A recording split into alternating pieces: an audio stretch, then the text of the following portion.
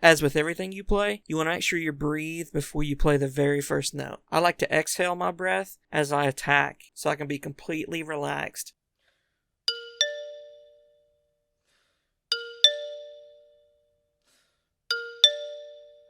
For practicing 16th note runs or any faster rhythms in general on a keyboard, it's good advice to break down what each hand plays. Typically, I will do so with the hand that plays first in a passage. You can alternate between doing reps of a passage with just one hand and including both hands.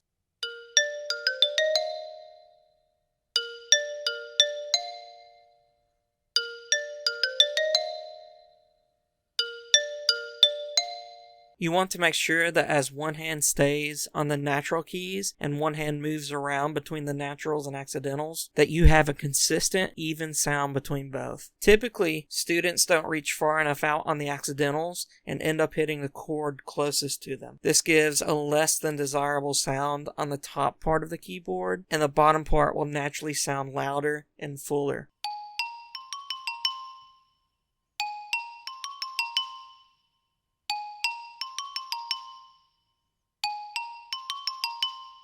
You can hear a little bit of a decrescendo as I play the last measure of the first line. This just adds musical interest in a piece that doesn't really have any dynamic shaping written in.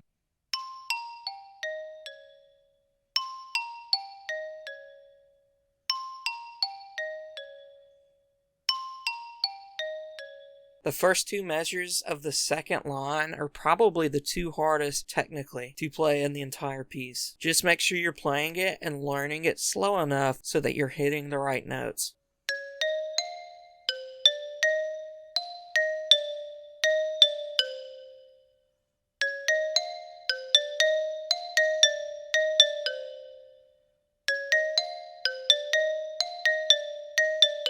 You heard that the last four notes of the piece I played quite loud. It is the triumphant finish to the etude, and let it be such by the way you portray the last few notes. Make the last roll nice, smooth, but full. Only roll as fast as you need to get a sustained sound from the instrument.